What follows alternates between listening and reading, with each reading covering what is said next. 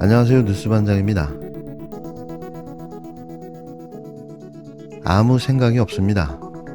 매일같이 모여 앉아 나라를 좀먹고 망가뜨리고 있는데요. 이게 진짜 나라인가냐고 따져 묻고 싶은 심정입니다. 어느 것 하나 제대로 하는 것 없는 이상한 정부. 아마추어도 이런 아마추어가 있을까 싶은데요. 대체 뭘 하겠다고 정권을 잡은 걸까요? 한심하다 못해 이제는 부끄럽기까지 합니다. 대통령 체험을 1년 5개월이나 했으니 이젠 그냥 내려왔으면 하는 바람뿐인데요. 그게 국민과 국가를 위한 최고의 선택이 되지 않을까 싶습니다. 도대체 대한민국은 누가 지키라고 의무경찰 얘기가 다시 나온다는 겁니까? 이게 말이 되는 겁니까? 오늘 기동민 의원님하고 송갑석 의원님이 강력하게 말씀하셨는데 도대체 국방부는 뭐 하는 겁니까? 국방부 장관은 의무경찰로 다시 재편성이 된다면 장관직을 걸고 그만두십시오. 예, 위원장님 말씀 제가 유념하겠습니다. 유념하는 게 아니고 장관직을 그걸 걸고 막으십시오. 누가 대한민국을 지키라고 의무경찰을 다시 만든다는 거예요?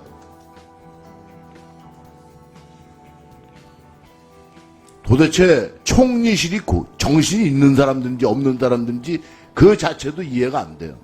총리가 의무경찰제 제도입 담화 전에 사전협의 없었다라고 이야기를 했죠. 예, 그렇습니다. 이게 말이 되는 소린가요? 사전협의 없이 15,000명의 군 입대 자원이 사라질 수도 있는 이런 상황인데 사전협의도 없이 의무경찰제도 제도입을 적극 검토하겠다 담화를 한다는 게 말이 되나요? 뭐 하고 안 하고는 두 번째고 사전협의도 없이. 제가 알고 있기로는 총리실에서 일단 경찰 인력을 최대한 효율적으로 운영하는 방안을 검토해보고 필요시에 그것은 그 뒤에 하고요. 예. 뒤에 앉아 계신 분들도 이해돼요? 아니 도대체 국방부, 이 정부는 국방부를 어떻게 알고 있습니까? 군이 이렇게 취급당한 적 있나요? 이 정부 들어서 군에 처음 한 일이 국방부를 옆 건물로 옮기는 일이었죠. 이번에 문제가 된 해병대 사령관 관사에서 내쫓는 일이었죠. 그런데 문제는 그 담화를 발표했는데 국방부는 조용합니다. 쥐죽은 듯 고요합니다.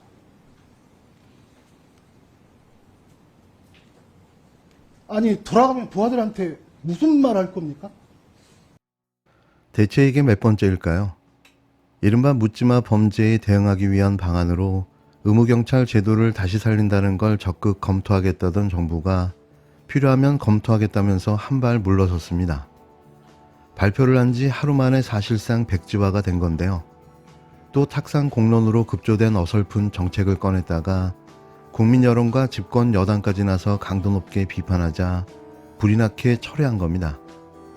소통에 혼선이 있었다. 경찰의 치안 역량을 강화하는 게 우선이다라고 설명했는데요. 하지만 이렇게 하루 만에 말을 바꾼 배경이 뭔지 의문을 자아내고 있습니다. 매번 아무렇지도 않게 던져놓고 아니면 말고식의 대응으로 비판을 받아온 묻지마 윤석열식 정책들이 다시 도마 위에 올랐습니다. 지난 23일 한덕수 국무총리와 관계부처 장관들이 묻지마 범죄 범정부 대책을 급조해 발표했습니다. 어디 하나 정상적인 게 없는 이 정부는 매번 땜빵식으로 여론을 무마해왔는데요. 이날도 역시 마찬가지였습니다. 느닷없이 폐지됐던 의무경찰 제도 부활을 적극 검토하겠다고 발표한 건데요. 이는 인구 감소 문제로 현역병의 수가 줄어든 데 따른 조치였는데 앞뒤가 안 맞는 폐지된 제도를 다시 꺼내든 거죠. 더 기가 막힌 건 다음날 총리실은 경찰 인력을 현장 중심으로 재배치하고 치안 활동에 주력할 것이라며 이후 보강이 필요하면 의무경찰 제도를 검토하겠다고 입장을 바꿨는데요. 제도입 계획을 사실상 백지화한 겁니다. 정부 고위 관계자는 정부 내 소통에 혼선이 있어 의경 부활이 지나치게 강조됐다며 실수라고 설명했는데요. 발표 하루 만에 손바닥 뒤집듯 의무경찰 제도 부활을 철회한 겁니다.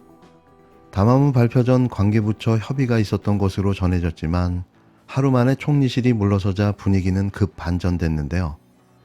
무엇보다 저출생으로 가뜩이나 모자란 병력 자원을 의무경찰로 다시 쪼개느냐는 지적이 나온 겁니다. 새 정부 들어 집회와 시위를 관리하는 기동대 창설이 늘어 일선 지구대뿐만 아니라 수사 인력도 부족한데 여권이 치안 공백의 원인을 검경 수사권 조정으로 돌리면서 본질을 외면하고 있다는 비판도 나오는데요.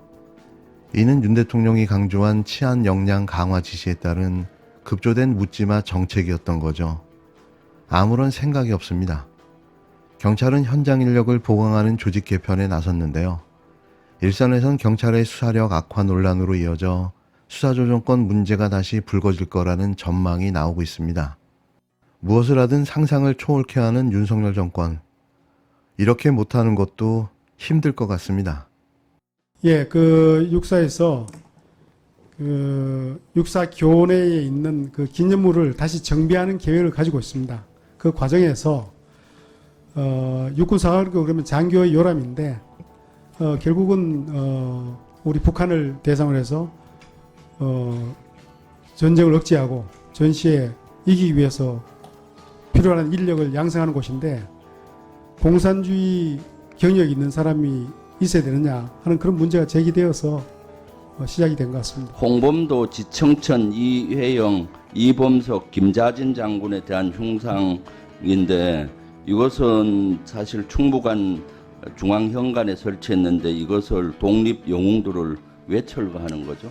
그래서 일본 눈치 보고 하는 거예요? 육사는 가능하면은 육군의 창설 또는 육군 사관학의 창설이라든지 군과 관련된 역사적 인물들을 하는 방향이 좋겠다 하는 것이고, 그다음 물론 그렇다고 해서 뭐 독립 운동이나 이것을 부정하는 것은 전혀 아닙니다. 아니 그래서 육군 그런 사관학교는 행사 때 묵념 안 해요?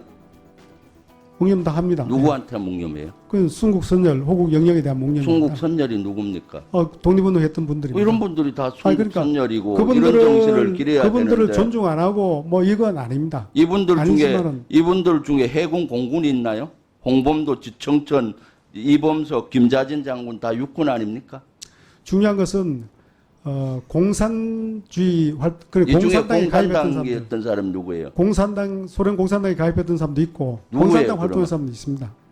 홍범도 장군조차도 공산당에 물론 가입했지만 1943년에 석을 했고 박정희 대통령 당시 62년도에 이미 건국훈장을 줬었고요.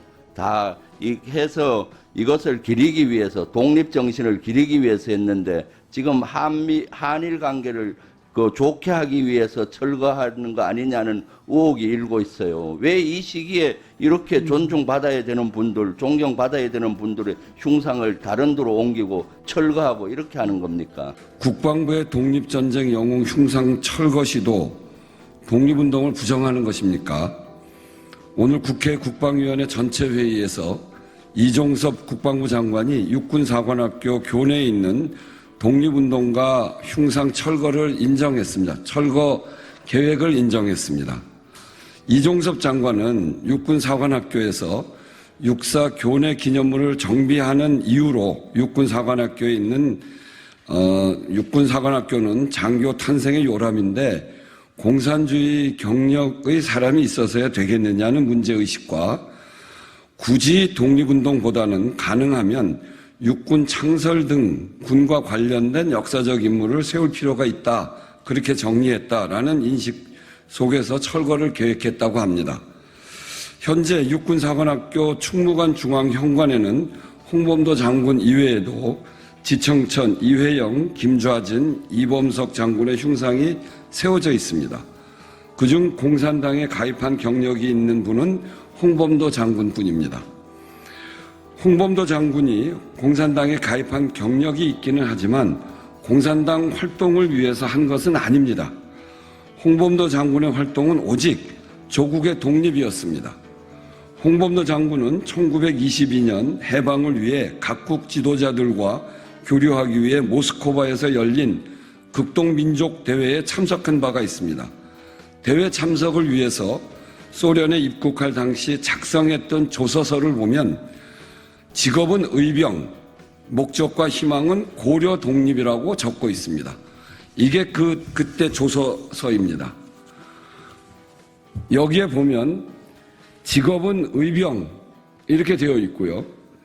그리고 목적, 희망, 그가 소련에 입국하는 목적, 그리고 희망이 뭐냐? 그거는 고려 독립 이렇게 쓰여져 있습니다. 그러니까 이분은 무슨 그 이념에 사로잡혔다거나 이것이 아니라 소련에 1922년에 가면서 내 목적은 오로지 고려의 독립이다. 나는 의병이다. 이렇게 쓰고 있는 분입니다. 홍범도 장군의 공산당 가입은 1927년에 이루어졌는데 당시 소비에트 영토 내의 집단 농장 지도자였습니다. 가입 이유는 같이 독립운동했던 동지들과 함께 사는 상태에서 그들을 보호하기 위한 측면이 강합니다. 또한 국적을 얻어서 토지를 받고 본인 역시 60세가 임박한 고령에 연금 상태로 들어가기 위한 생활상의 부득이한 이유였습니다. 이런 이유 외에 홍범도 장군이 1917년 볼셰비키 혁명을 비롯한 소련 공산당 활동에 적극 가담했다는 기록은 전혀 없습니다. 오히려 홍범도 장군은 일본군과의 무장투쟁 중에 아내와 두 아들 등 전 가족을 잃은 크나큰 비극을 겪었고 1937년 스탈린의 한인 강제 이주 정책에 의해 머나먼 중앙아시아 카자흐스탄으로 강제 이주당한 후에 1943년 76세의 나이로 타계하실 때까지 외롭고 불우한 말년을 보내야 했습니다.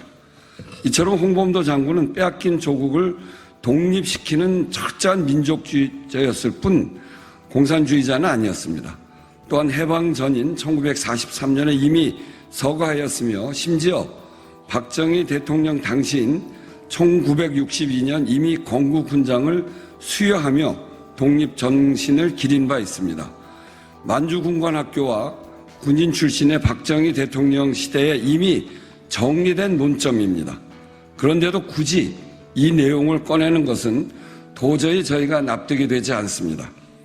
두 번째 논점인 굳이 독립운동보다 가능하면 육군 창설 등 군과 관련된 역사적 인물을 세우겠다라는 인식 또한 참으로 심각한 문제입니다. 흉상 재배치를 계획하면서 독립전쟁보다는 육군의 창군 이후 영웅을 기리겠다고 하는 것은 헌법이 계승한 임시정부의 독립운동의 정통성과 우리 국군의 뿌리인 광복군을 부정하는 처사로밖에 볼 수가 없습니다. 육사에 우리 후학대를 가르치는데 독립운동의 정신을 가르치는 것이 얼마나 자랑스러운 일입니까? 근데 그것을 재배치하는 이유가 굳이 독립운동을 거기다 배치할 이유가 없다. 이런 식의 논점을 이야기하는 것에 대해서는 정말 민족의 자존심을 걸고 용납할 수 없는 그런 인식이다.